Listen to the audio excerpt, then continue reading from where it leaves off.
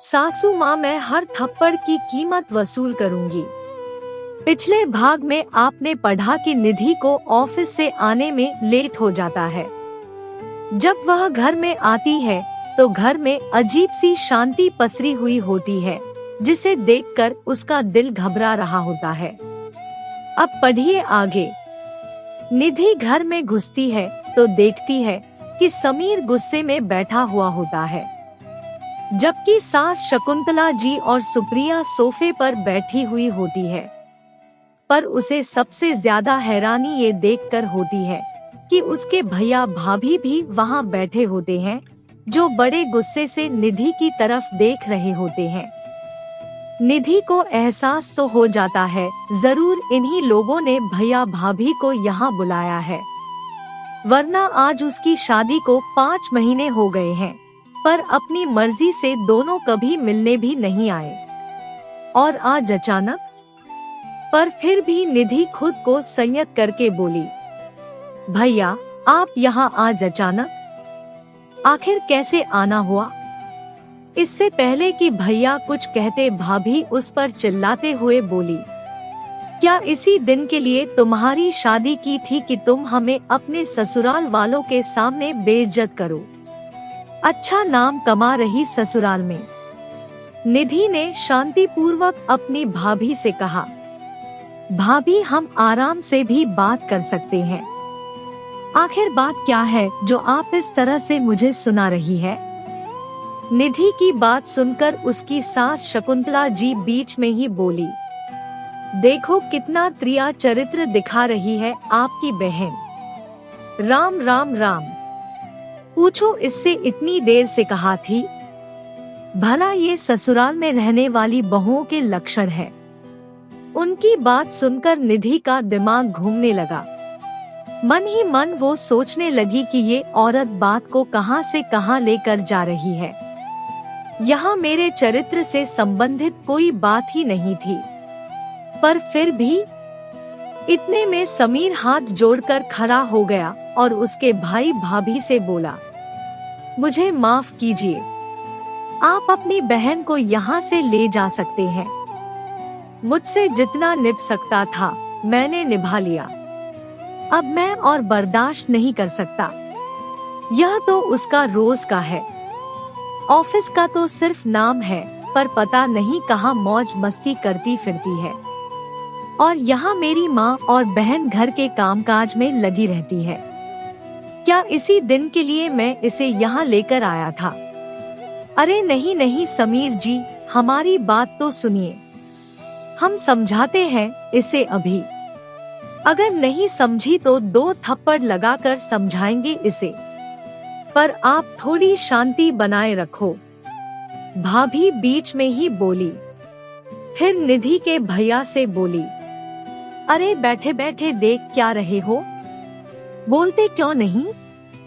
क्या समाज में अपनी नाक कट जाने का इंतजार कर रहे हो? मैं कह देती हूँ अगर इसका घर बिगड़ गया तो। आखिर भाभी बोलते बोलते चुप हो गई। कहीं उनके मन की बात मुंह पर आ जाती तो? आखिर ननद का घर बिगड़ जाता तो वो वापस मायके आकर बैठ जाती, बस इसी डर से चुप हो गई। आखिर भाभी की डांट सुनकर भैया भी बोले, ये मैं क्या सुन रहा हूँ निधि? तुझे हमारी इज्जत का कोई ख्याल है या नहीं? अरे बेटिया तो अपने मायके की इज्जत के लिए क्या से क्या बर्दाश्त कर जाती है, और तुझे देखो। अच्छा, क्या से क्या बर्दाश्त कर जाती है भैया? बताएंगे मुझे। भाभी को देखकर तो कभी नहीं लगा कि उन्होंने अपने ससुराल में कुछ बर्दाश्त किया है। उल्टा मेरा मुंह मत खुलवाइए आप। मुझे यहाँ आकर समझाइश कैसे दे सकते हैं आप लोग? निधि ने आंखों में आंसू भर कर कहा, लो यही दिन देखने बाकी रह गए थे।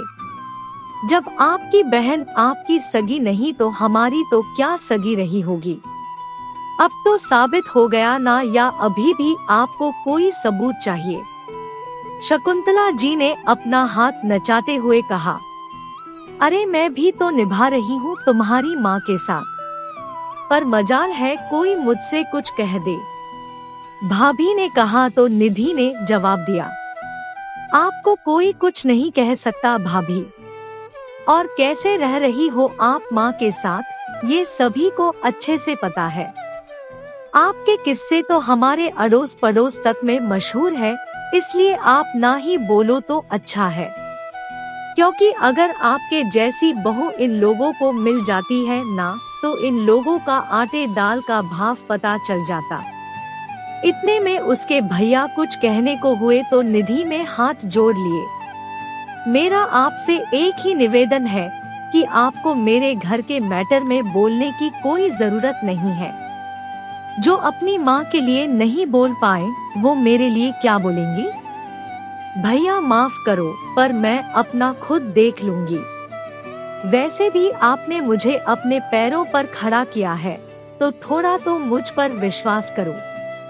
आखिर भैया गर्दन झुकाए खड़े हो गए और दरवाजे की तरफ रवाना होते हुए एक बार निधि के सिर पर हाथ रखा और फिर घर के बाहर निकल गए।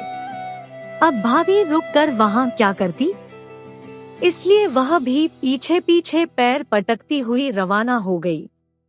दोनों के जाने के बाद निधि ने उन तीनों के चेहरे की तरफ देखा।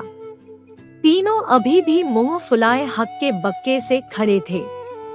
निधि ने बड़ी ही शालीनता से कहा, आप लोगों को क्या लगता है मुझे बोलना नहीं आता? ये आप लोगों की बहुत बड़ी गलतफहमी है। ये मेरी माँ के संस्कार है कि मैं चुप हूँ। मैं इस रिश्ते को शांति पूर्वक निभाना चाहती हूँ, पर इसमें आप सभी के सहयोग की जरूरत है। पर मुझे लग रहा है कि ये रिश्ता सिर्फ मैं निभा रही हूँ। आप लोग तो शायद मुझे इस घर में रखना भी नहीं चाहते, इसलिए आप लोगों ने आज मेरे चरित्र पर भी उंगली उठा दी। पर आप भूल रहे हैं, जो औरत बर्दाश्त कर सकती है, जब वो अपनी वाली पर आएगी तो क्या से क्या कर जाएगी, इसका आपको अंदाजा भी नहीं है। अगर मेरे चरित्र पर उंगली उठाई ना तो मैं जवाब भी दूंगी। कहकर निधि अंदर कमरे में जाने लगी तो समीर ने उसका हाथ पकड़ लिया। आखिर समीर, शकुंतला जी और सुप्रिया का इन सब के बाद क्या रिएक्शन था? क्या उन लोगों ने अपने किए की माफी मांगी, या फिर निधि के साथ कुछ गलत हुआ? आखिर निधि ने क्या किया? जानने के लिए पढ़िए अंतिम भाग।